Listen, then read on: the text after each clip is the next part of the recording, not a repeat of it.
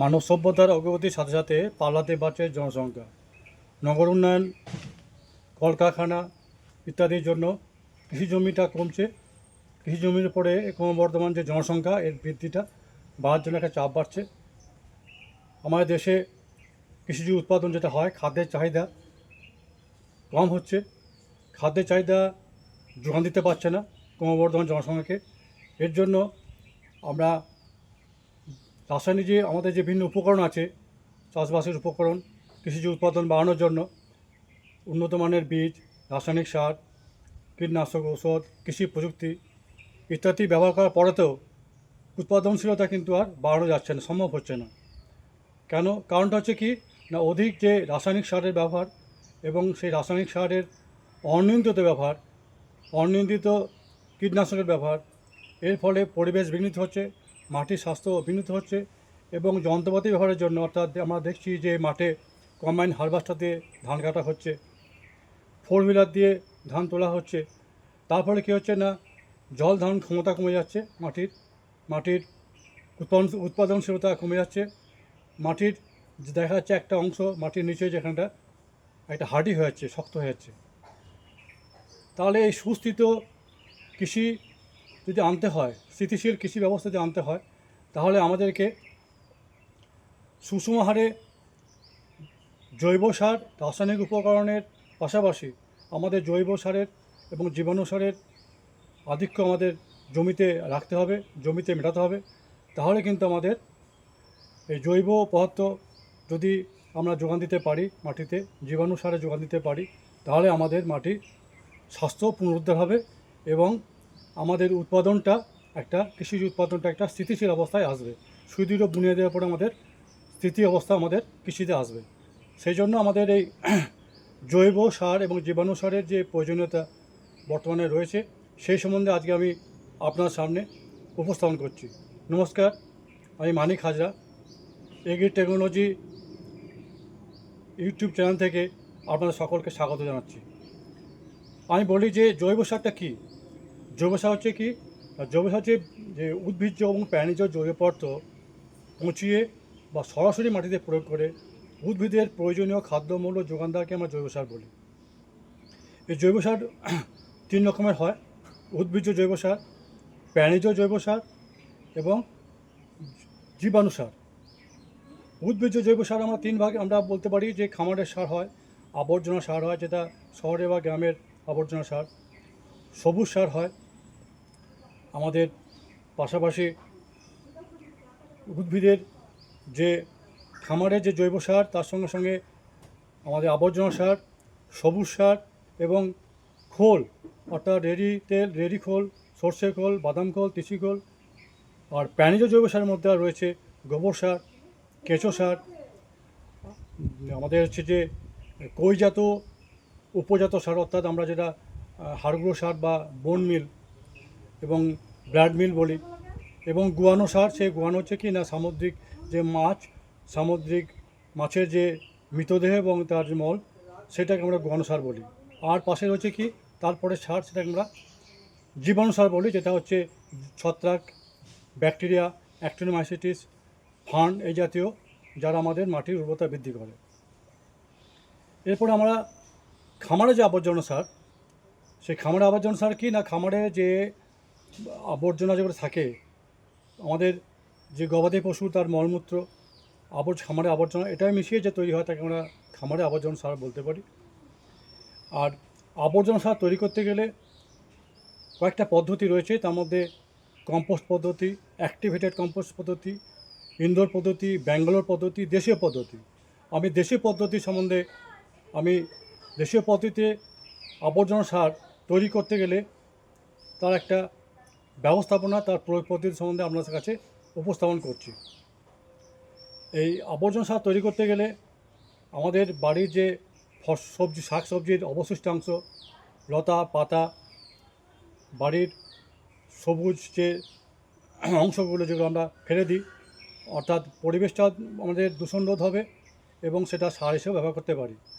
তাহলে ফসলের অবশিষ্টাংশ এবং বাড়ির আবর্জনা, এই জাতীয় লতা পাতা আগাছা, এগুলো নিয়ে আমরা আবর্জনা সার তৈরি করতে পারি। একটা আবর্জনা সারের যদি আদর্শ সারের পিট সম্বন্ধে বলতে হয়, গর্ত মানে আদর্শ আবর্জনা সার সম্বন্ধে বলতে হয়, তাহলে আমরা একটা বাড়ির পাশাপাশি যেখানে সূর্যের রোদ বা জল বৃষ্টি মানে একবারে পড়বে না, অর্থাৎ খোলা ওপেন হবে না, সেরকম বাড়ির কাছাকাছি জায়গায় 15 ফুট লম্বা, 5 ফুট চওড়া, 3 ফুট গভীরতা এবং 1 ফুটে একটা আল ওপরে দিয়ে একটা আদর্শ আবর্জনার স্তূপ আমরা তৈরি করতে পারি। এটা স্তূপ আকারে হয়, আবার গর্ত আকারে হয়। এরপরে আমরা যে আবর্জনা যেগুলো আছে, সেগুলো তরকারি খোসা, শাকসবজি খোসা, অন্যান্য অংশ যেগুলো পরিত্যক্ত অংশ যেগুলো আমরা ফেলে দিই, সেগুলো আমরা স্তূপাকারে ওই গর্তের মধ্যে ফেলবো। আর তার আগে বলা দরকার যে আমাদের উপরে একটা ছাউনি থাকবে, যেখানে ডাইরেক্ট সূর্যের রোদ বা বৃষ্টিটা পড়বে না, অর্থাৎ যে আবর্জনাটা ফেলছি সেই আবর্জনাটাকে যেন পচাতে জীবাণুগুলো সাহায্য করে। সেজন্য আমাদেরকে সপ্তাহে 1-2 দিন আমাদেরকে জলও আমাদের দিতে হয়, প্রয়োগ করতে হবে। এই আবর্জনা আমাদের স্তরে স্তরে বিছাতে হবে 5 সেন্টিমিটার করে, সপ্তাহে 1-2 দিন পর পরই। যদি আমরা এটাকে সুপার কম্পোস্ট বা নাদিব কম্পোস্ট সার করতে হয়, তাহলে আমাদেরকে 1 ফুট স্তর আবর্জনা, 1 ফুট স্তরের উপরেতে 7 কেজি সিঙ্গেল সুপার ফসফেট, তারপরে আবার 1 ফুট হচ্ছে আবর্জনা রেখে তারপরে আবার 7 কেজি হচ্ছে আমাদের সুপার ফসফেট, এবং তৃতীয় স্তর যেটা হবে সেখানেও ঠিক তাই, এই 5 সেন্টিমিটার পুরো করে আমরা আবর্জনা রেখে তারপরে 6 কেজি সুপার ফসফেট দিয়ে মোট 20 কেজি সুপার ফসফেট আমরা দিয়ে এবং গোবর জল এর সঙ্গে মিশিয়ে দেখা যাবে যে 30 দিন পর আমরা সেই আবর্জনাটাকে আমরা কী করবো না, কোদাল দিয়ে ওলটপালট করে দেবো, এবং ওই যে আবর্জনাটা যেটা আছে সেখানে মাঝে মধ্যে আমরা গোবর জল দেওয়ার পাশাপাশি ওপরে যে 1 ফুট যে আমরা বললাম যে যেটা আমরা কাঁচা হতে পারে বা পাকা আমরা একটা দেওয়াল তৈরি করতে পারি, তার উপরে একটা গোবর এবং মাটির একটা আমরা প্রলেপ বা স্তর দিয়ে রাখবো। 30 দিন আবর্জনাটাকে নাড়াচাড়া করে তার মধ্যে আমরা আর্দ্রতা ঠিক রাখার চেষ্টা করব। দেখা যাবে কি না, এই 4-5 মাস পর এখান থেকে আমরা যে জৈব সার পাবো, প্রায় 3 টন আমরা জৈব সার পেতে পারি, যেটা মাটিতে প্রয়োগ করলে আমাদেরকে জৈব পদার্থ জৈব সারের যোগান হবে। এরপর আসি আমরা কেঁচো সার। কেঁচো সার হচ্ছে সবথেকে জৈব সারের মধ্যে একটা আধুনিক উৎপাদন একটা উপাদান, অর্থাৎ এই কেঁচো সার ব্যবহার করে আমরা খুব কম সময়ে মাটিতে জৈব সারের যোগান দিতে পারি। আমাদের করতে হবে কি, কেঁচো সার তৈরি করার জন্য একটা মাপ যদি বলি, কেঁচো সার তৈরি করার জন্য আমরা মানে বাড়ির কাছাকাছি একটা উঁচু জায়গায়, যেখানে সূর্যের তাপ এবং বৃষ্টিটা কম পড়বে, ওপরে একটা ছাউনি রাখবো। একটা আদর্শ যে মাপ বলি, এটা যে কোনো জায়গাতে হতে পারে, মানে চৌবাচ্চা, আমাদের সিমেন্টের চৌবাচ্চা করতে পারি আমরা, কাঠের পাত্র বা কোনো মানে সিমেন্টের ডাবা হোক, যে কোনো পাত্রে আমরা কেঁচো সার তৈরি করতে পারি। কেঁচো সার তৈরি করার জন্য যদি একটা মাপ হয় 6 ফুট, 5 ফুট, 3 ফুট, এই মাপের একটা কংক্রিটের করতে পারি। সেখানে আমরা মাঝে মাঝে গর্ত রাখবো যাতে আলো বাতাস সেখানে প্রবেশ করতে পারে। সেখানে আমরা কেঁচো আমরা যোগান দেবো। কেঁচো সাধারণত 2 রকমের হয়, এপিজোয়িক এবং হচ্ছে এন্ডোজোয়িক। এপিজোয়িক হচ্ছে কি, এপিজোয়িক হচ্ছে মাটির উপরস্থ থাকে এবং মাটির উপরে যে খাদ্য আছে সেই খাদ্যটা গ্রহণ করে ওরা জীবন ধারণ করে। আর এন্ডোজোয়িক হচ্ছে কি না, মাটির ভেতরে যে প্রবেশ করে সেখান থেকে খাবার নিয়ে, জৈবপদার্থ খাবার নিয়ে আমাদের ওই কেঁচোগুলো তাদের জীবন ধারণ করে। এই কেঁচো সার হচ্ছে যে কেঁচো মানে উপযুক্ত কেঁচো নিয়ে সেই কেঁচোতে মানে আধ পচা জৈবপদার্থ খাইয়ে তার যে মলটা বেরোবে সেটাই হচ্ছে কেঁচো সার বা ভার্মি কম্পোস্ট। তাহলে আমাদেরকে ভার্মিবেড তৈরি করার জন্য প্রথমে নিচেতে আমরা একটা পলিথিনের আমরা দিতে পারি, পলিথিনের একটা পাতলা আবরণ দিতে পারি। তারপরে আমরা 5 সেন্টিমিটারের মতো ইট বালিশ এবং এর একটা স্তর আমরা রাখতে পারি, বা আমরা উপরে একটা নিম পাতা দিতে পারি। যেহেতু ইট বালির মধ্যে যদি কেঁচো ঢুকে যায় তাহলে অসুবিধা হতে পারে, সেজন্য উপরে একটা নিম পাতা স্তর দিতে পারি। এরপরে করব 15 সেন্টিমিটার আমরা দোআঁশ মাটির স্তর দেবো, এবং তার পাশাপাশি আমাদেরকে তৈরি থাকতে হবে যে আধ পচা জৈব পদার্থ, যেটা হচ্ছে যা জৈব বা উদ্ভিজ্জ পদার্থ, যেটা হচ্ছে কেঁচোর খাবার, সেটাকে আমরা অন্য একটা চৌবাচ্চায়, অন্য একটা গর্তে আমরা বা যে ফসলের অবশিষ্টাংশ, লতা পাতা, সবুজ অংশ যেগুলো সহজে বীজ দিতে হয়, অর্থাৎ ফলের যে টক টক ফল যেগুলো হয় তার খোসা দেবো না আমরা। পরিত্যক্ত আঁশ বা যে আমাদের ঘরের যে ব্যবহার্য বিভিন্ন রকম প্রাণীজ পদার্থ তার অংশ দেবো না আমরা। মশলা জাতীয় কোনো কিছু দেবো না যেগুলো, এবং কাঠ ফাট দেবো না, কারণ এগুলো কি যত কম কার্বনযুক্ত হবে, বেশি নাইট্রোজেন হবে, তত বেশি আমাদের এই আবর্জনাটা তত বেশি বীজিত হবে। তাহলে আমাদেরকে এখানে 15 সেন্টিমিটার 2 মাস স্তরের পর আমাদের 200টা কেঁচো আমাদের ওখানে রেখে দেবো। কেঁচো বললাম যে দু রকম হয়, এপিজোয়িক এবং এন্ডোজোয়িক। এপিজোয়িকটি আমরা ব্যবহার করবো কারণ মাটির উপস্থিত থাকে, মাটির উপরে খাদ্য গ্রহণ করে।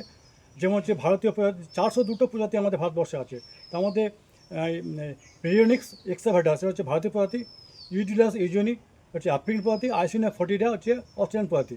আমরা আইসিনা ফোর্টি জাতীয় কেঁচো ব্যবহার করবো এই জন্যই যে এরা নিজের দেহের সমপরিমাণ তার বেশি এরা খাবার গ্রহণ করতে পারে, এবং তাদের যে পুষ্টিনালী সেখানেতে এই যে খাবার আধ পচা খাবারটা সেটা খণ্ড খণ্ড হয়ে যায়, এবং তার যে যখন তারা মাত্র 5% তারা নিজের আত্মীকরণে কাজ করে, বাকি অংশ তারা মল হিসেবে ব্যবহার করে, এবং যখন মল হিসেবে বার করে তখন তার সঙ্গে মিউকাস এবং তার যে রেচন পদার্থ এগুলোর সঙ্গে যুক্ত হয়ে মল হিসেবে বেরিয়ে আসে।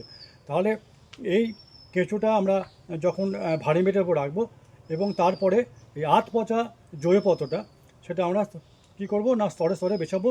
আর গোবর জল বা এমনি জল আমরা সপ্তাহে 1-2 দিন করে আমরা অবশ্যই দেবো, যাতে আর্দ্রতা ঠিক থাকে, কারণ আর্দ্রতা ঠিক না রাখলে ভেতরে যে ইঁদুর বা বিভিন্ন রকমের যে কীটপতঙ্গ যেগুলো ক্ষতি করে সেগুলো যাতে ক্ষতি করতে না পারে সেজন্য একটা আর্দ্রতা ভেতরে রাখবো। তাহলে আমরা কী করবো না আমাদের ওই আধ পচা জৈবপত্রটা সেটা 30 দিনের মতো সময় আধ পচা জৈবপত্রটা পচিয়ে আমরা স্তরে স্তরে বেচাবো কেঁচোটা রাখার পর। তাহলে এরপর যেটা ওপরে একটা ফ্রিজে চটের পর ইয়ে রাখবো, আমাদের আস্তরণ রাখবো যাতে আর্দ্রতা ঠিক থাকে। এইভাবে যদি আমরা কেঁচো এবং তার আধ পচা জৈবপত্র এটা যদি ঠিকভাবে আমরা প্রয়োগ করতে পারি এবং আমরা ঠিকভাবে যদি ব্যবস্থাপনা করতে পারি, তাহলে এটা দেখা যাবে যদি ভালো কেঁচো হয় এবং যদি আবর্জনা, অর্থাৎ দেখা যায় যে 30 কেজি আবর্জনা বলতে 1 কেজি কেঁচো লাগে, অর্থাৎ প্রতি বর্গফুট আয়তনে 24 থেকে 30টা কেঁচো লাগে। তো আমরা এখানে 200টা কেঁচো দিয়েছি, তাহলে এর মাল্টিপ্লাই হয়ে এটা হবে কি না অসংখ্য কেঁচো তৈরি হবে, এবং তারপরেতে এটা 2 মাস যদি ভালো আবর্জনা হয়, অর্থাৎ কম কার্বনযুক্ত এবং বেশি নাইট্রোজেন আবর্জনা হয়, তাহলে 2 মাসের মধ্যে, এবং কেঁচো তাতে খেতে শুরু করে 2 মাসের মধ্যে, তাহলে 3-4 মাসের মধ্যে আমাদের কেঁচো সার তৈরি যাবে। আমরা বুঝবো কী করে না উপরে দেখবো যে কালচে রং হয়ে গেছে, কেঁচোর যে সারটা সেটা উপরে রং হয়ে গেছে, এবং তখন করবো কি না জলটা যেটা দিচ্ছিলাম আমরা আর্দ্র দেখার জন্য সেটা কমিয়ে দিয়ে, তাহলে উপরে আলো যদি দিতে পারি তাহলে নিচে কেঁচো চলে যাবে। আমরা সেই উপরের স্তর থেকে সারটা নিয়ে বা আমরা ছাঁকুর দিয়ে ছেঁকে নিয়ে যে কোকুন বাচ্চা কেঁচোকে সেটা আলাদা করে দিয়ে পাশাপাশি আমরা 3-4টে গর্ত আমরা এই ভারী বেড করতে পারি, যাতে একটাতে 30 দিনের মধ্যে রেখে পচানো অবস্থা, বা একটাতে দেওয়া, একটাতে গোবর রাখা। গোবর কখনই কাঁচা দেবো না বা কাঁচা জৈবপত্র দেবো না, তাহলে কী হবে না যে তাপমাত্রা সৃষ্টি হবে, সেই তাপমাত্রার ফলে কেঁচো মারা যেতে পারে। সেই জন্য আধ পচা জৈবপত্র ব্যবহার করবো, সেটা আমরা 3-4টে পাশাপাশি আমরা রাখতে পারি ভারী বেড। তাহলে আমরা এইভাবে 3-4 মাসের মধ্যে আমরা কেঁচো সার তৈরি করতে পারবো। এই কেঁচো সার ছাঁকুন দিয়ে ছেঁকে নিয়ে কেঁচোগুলো বার করে দিয়ে কোকুন বা বাচ্চা কেঁচোগুলো রেখে দিয়ে আমরা কেঁচো সারটা ব্যবহার করবো। দেখা গেছে যে যদি আমরা এইরকম যে একটা আদর্শ মাপে যে বললাম এখান থেকে প্রায় অন্তপক্ষে যদি দেখা যায় যে ঠিকমতো ব্যবস্থাপনা হয়, তাহলে আমরা এখান থেকে ভালো একটা পরিমাণের কেঁচো সার তৈরি করতে পারি। দেখা গেছে বিজ্ঞানীরা বলছেন যদি 50 কুইন্টাল কেঁচো সার ব্যবহার করা যায়, তাহলে 50% যদি কেঁচো সার ব্যবহার করছে, 50% আমাদের রাসায়নিক সার আমাদেরকে লাগবে না, কম লাগবে। এবং যদি শেষ ছবিতে হয় তাহলে 100 কুইন্টাল একরে, যদি সেটা আমাদের যদি সেটা শুকানো যদি হয় তাহলে সেখানে 10 কুইন্টাল, এবং বৃষ্টি নির্ভর যে জমি চাষেতে সেখানে 20 থেকে 35 কুইন্টাল আমাদের এই কেঁচো সার ব্যবহার করলে আমাদের জমির যে গঠন সেটা আমাদেরকে নিয়ন্ত্রিত হবে। তাহলে এরপর আমরা এই কেঁচো সার জমিতে ব্যবহার করে জমির জৈবপদার্থ আমরা ঠিক যোগান দেবো। নেক্সট আমি বলবো সবুজ সার। সবুজ সার কি? সবুজ সার হচ্ছে যে ধনচে, শন, বরবটি, গ্যাসেডিয়া, বক, ক্যাসিয়া এই জাতীয় যে উদ্ভিদ আছে সেগুলো পচিয়ে আমাদের জমিতে সবুজ সার হিসেবে যোগান দেওয়া। সাধারণত আমাদের ধনচে, শন, বরবটি এই জাতীয় যে গাছগুলো আছে সেই গাছের আমরা পাতা, সেটা সিম্যগোত্রীয় বা অসম্যগোত্রীয়। সিম্যগোত্রীয় যদি উদ্ভিদ হয়, অর্থাৎ ধন সন সন বরবটি করা যদি হয়, তাহলে আমরা সেটা আমরা পাশের জমিতে রেখে তার ডালপালা কেটে দিতে পারি, অথবা হচ্ছে আমরা যদি মাটিতে প্রয়োগ করে সিম্যগোত্রীয় উদ্ভিদ রেখেও তাকে পচিয়ে আমরা সার হিসেবে ব্যবহার করতে, সবুজ সার হিসেবে ব্যবহার করতে পারি। তাহলে আমরা জানি কি সিম্যগত উদ্ভিদের শিকড়তে কী থাকে না উপকারী জীবাণু থাকে, যারা এটা রাইজোবিয়াম জীবাণু থাকে, যারা বাতাসে নাইট্রোজেনকে আবদ্ধ করে সার আমাদের শিকড়কে দেয়। তাহলে এই যে আমরা জানি যে একটা আমাদের যে সবুজ সার, যেটা সবুজ সারের শস্য, সেটা ফুল আসা অবস্থা পর্যন্ত আমাদেরকে মাটিতে মেশাতে পারি। যদি ধঞ্চে হয় তাহলে 4-5 সপ্তাহে, 6-7 সপ্তাহে, আর যদি সন হয় তাহলে হচ্ছে 4-5 সপ্তাহে আমরা এটা ব্যবহার করতে পারি। ফুল আসা অবস্থায় যে গাছটা হবে সেটা আমরা মাটিতে মিশিয়ে দিতে পারি। আমরা যদি আমন ধানের জমিতে যদি আমরা সবুজ সার ব্যবহার করি, তাহলে সিম্যগত উদ্ভিদ আমরা ধঞ্চে একরে 13 থেকে 15 কেজি ধঞ্চে বীজ এবং 60 কেজি মতো একরে সুপার ফসফেট আমরা দিয়ে সেখানে আমরা চাষ দিতে পারি। 1-1.5 মাসের মধ্যে যখন সবুজ অবস্থা থাকবে, তখন আমরা জমিতে পর্যাপ্ত রস থাকা দরকার।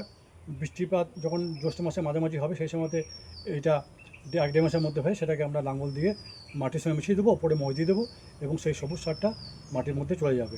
দেখা গেছে এই সবুজ সার ব্যবহার করলে নাইট্রোজেনের আমাদের কম লাগে, 1-3 নাইট্রোজেন পেয়ে যায়, প্লাস ফসফেট লাগে না। এবং এই রকম একটা আমাদের জমি থেকে আমরা প্রায় একটা 2 টনের মতো জৈব সার পেতে পারি। জমিতে অ্যাজোলা চাষ করতে পারি। অ্যাজোলাটা একটা সবুজ সার, এটা একটা ফান জাতীয় উদ্ভিদ। এখানে কি হয় না, নীলাভ সবুজ শৈবাল, এরা মৃতজীবী হিসেবে বাস করে, বাতাসে নাইট্রোজেন আবদ্ধ করে আমাদের গাছের শিকড়ে বা মাটিতে এর মাটির উর্বরতা বৃদ্ধি করে। আমরা যদি দেখি যে আমরা 25 থেকে 50 গ্রাম আমরা যদি 1 বিঘা জমিতে দিই, অ্যাজোলা চাষ করি, তাহলে জলাজমি বা একটু শান্ত জলাজমি বা যেখানে জল থাকে সেখানে এটা চাষ করা যায়। আমরা জমিতে যদি দিই, তাহলে আমরা 25 থেকে 50 গ্রাম অ্যাজোলা দেবো। তারপরেতে 25 দিন পর এটা দেখা যাবে কিনা সম্পূর্ণ জমিটা অ্যাজোলায় ভর্তি হয়ে গেছে। জলটা বার করে দিয়ে সে অ্যাজোলাটা মাটিতে মিশিয়ে দিলে আমাদের এখানে সবুজ সার হিসেবে জমিটা মাটির উর্বরতা বৃদ্ধি হবে। তাহলে আমি বলি যে কেন আমরা এই জৈব সার যে আলোচনা করলাম, জৈব সার বিভিন্ন পদ্ধতি আলোচনা করলাম, কেন আমরা জৈব সার ব্যবহার করব। জৈব সার ব্যবহার করবো এই জন্যেই যে আমরা দেখছি যে জৈব সার ব্যবহারের পরে কী হচ্ছে না, মাটির গঠন এবং মাটির গঠন ঠিক থাকছে, মাটিতে জল ধারণ ক্ষমতা, বায়ু চলাচল ক্ষমতা বৃদ্ধি পাবে, মাটিতে উপকারী জীবাণুর তার কার্যকারিতা বাড়বে, রাসায়নিক সারের গ্রহণযোগ্যতা বাড়বে, মাটির হিউমাস বাড়বে, মাটির গঠন উন্নত হবে। তাহলে এতগুলো উপকার আমরা জৈব সারের মধ্য দিয়ে মাটির স্বাস্থ্যটাকে আমরা ফিরিয়ে আনতে পারবো। মাটিটা গাছের খাদ্য উপযোগী যে খাদ্য আমরা দিচ্ছি, খাবার দিচ্ছি, সে রাসায়নিক বা জৈব যে খাবার দিচ্ছি, সেই খাবারটা গাছ গ্রহণ করতে হবে। এবং এই জৈব সারতে যে NPK থাকে সেটা খুব কম পরিমাণে থাকে, এবং সেটা কিন্তু আমরা রাসায়নিক সারের মতো নয়, এটা কিন্তু সারা বছর ধরে গাছ দিতে পারে। তার সঙ্গে কি, তা অনুখাদ্য থাকে। আমরা সাধারণত কার্বন, হাইড্রোজেন, অক্সিজেন আমরা বাতাস থেকে পাই। তাছাড়া আমরা যে ক্যালসিয়াম, ম্যাগনেসিয়াম, সালফার, এই 3টে হচ্ছে গৌণ উপাদান। আর NPK, নাইট্রোজেন, ফসফরাস, পটাশ হচ্ছে আমাদের মুখ্য উপাদান। আর বাকি 7টা হচ্ছে বোরন, মলিবডেনাম, জিঙ্ক, লোহা, দস্তা, এই জাতীয় যা আছে, এটা 7টা হচ্ছে আমাদের অনুখাদ্য। এই এতগুলো 13টা মৌলিক পদার্থ কিন্তু এই জৈব সারের মধ্যেই আমরা মাঠে যে ফসল, সেই ফসল তারা গ্রহণ করতে পারে। সেই জন্য আমরা জৈব সারের ব্যবহার আমরা মাটিতে ফিরিয়ে এনে চাষের যে স্থিতিশীল অবস্থা সেটাকে আমরা সুদৃঢ় করতে পারবো। আমাদের কৃষি উৎপাদন বাড়বে এবং আমাদের যে পরিবেশ যেটা, সেই পরিবেশটা আমাদের পরিবেশ বান্ধব, অর্থাৎ বাস্তুতন্ত্র ঠিক থাকবে, পরিবেশের ভারসাম্য বজায় থাকবে। এই কয়েকটি কথা আপনার সামনে আমি উপস্থাপন করলাম। যদি আপনাদের এই আলোচনা ভালো লাগে এবং যদি এটা আপনাদের চাষযোগ্য জমিতে বা আপনাদের ফসলেতে যদি প্রয়োগ করেন, এই ব্যবস্থাপনা এইরকম যে কোনো একটা ব্যবস্থাপনার মাধ্যমে জমিতে জৈব সার যোগান দেন, তাহলে আমার এই আজকের যে আলোচনা সেটা সার্থক হবে। আশা করব যে আপনাদের এই আলোচনা ভালো লেগেছে। আপনাদের মতামত অবশ্যই আমার আগামী দিনের এই চ্যানেলটাকে আরও ভালো করার দিকে আমার একটা অনুপ্রেরণা যোগাবে। বেশি বেশি সাবস্ক্রাইব করবেন, কমেন্টস করবেন এবং আপনারা এই ভিডিও যদি ভালো লাগে তাহলে অন্য চাষি বন্ধুদের শেয়ার করবেন। এই কথা বলে সকলকে আমি ধন্যবাদ, নমস্কার জানিয়ে সকলের শারীরিক সুস্থতা কামনা করে আমার এই চ্যানেল আজকের যে আজকের যে আলোচনা শেষ করলাম। ধন্যবাদ।